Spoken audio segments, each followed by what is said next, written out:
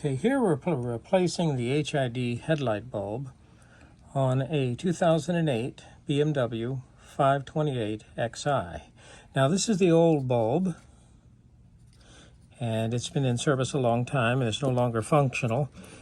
Not only is the headlight out, both low and high beam on the driver's side, but also we have the warning lamp there on the dash to let the driver know that the headlight is out. Now, here's the new bulb, and this is the Sylvania D1S. This costs about $100 from Advance Auto Parts. You might find a better price online. Now, one of the first things you got to do is, of course, this is the retainer. You're going to have to swap this. So we're going to go ahead and swap this from the old bulb to the new bulb. Don't forget that. Okay, there we go. Do not touch the bulb. And of course, if you touched it, it wouldn't be the end of the world, but the idea is that heat dissipation from that glass is affected by having greasy fingerprints on it. So try to keep it clean. And be sensitive with the bulb. It is fragile. Now, there's really only one way that I can put it on. And so let me just identify that way quickly.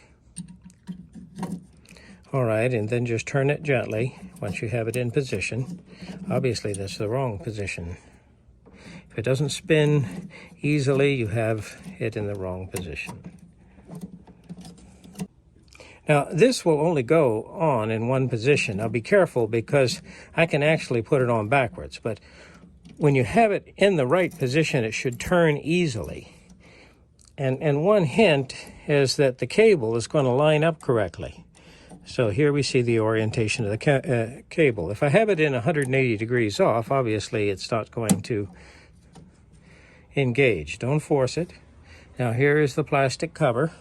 Now if you look inside this headlamp assembly, I actually have on this model, I actually have a controller and a little stepper motor right here that I can control the position of the headlight up and down. So this is a BMW special here. I'm going to go ahead and put the cover back on.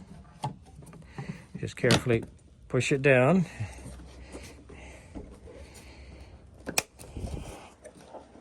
And make sure it snaps into position. Now, I have another bulb back here, which is a conventional style bulb. It's the daytime running lamps. I do have another little bulb over here on this side, and this is just a conventional bulb. But we're just interested in the HID bulb at this time. Now we're going to move back out to the car and carefully put it in. Now there are 4 fasteners on the car that hold it in. First of all, these lower fasteners that are on this vehicle, I believe they're 20 Torx, they're small. Don't take them out. Just loosen them because these slide right out. And here are the fasteners on the top, which you'll see in just a moment. Those are 30 Torx. Okay, here we see the electrical connector for the headlight.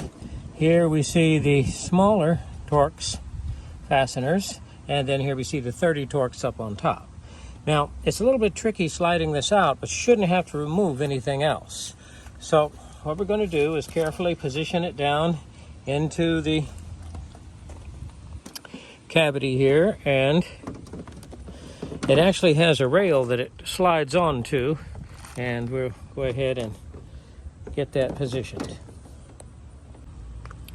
All right, now putting the headlight back is easier said than done. It does go in. Be careful. You should not have to force it.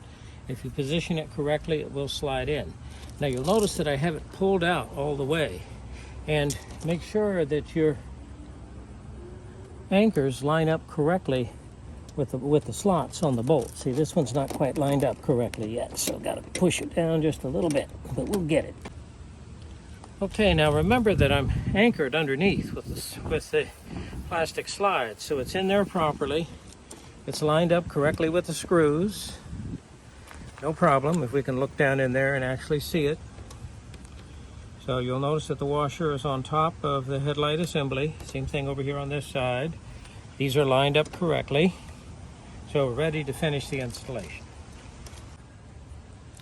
Okay, we got a little bit of a difference here in our fasteners up at the top. But these are 30 Torx. And as you can see, the much longer one goes at this position. Be nice if you can keep these exactly in position. These are 30 Torx. The ones on the inside are going to be much smaller, and they actually are 20. So I'm going to use my light to line it up correctly. Got it pushed in all the way so I can go ahead and tighten them.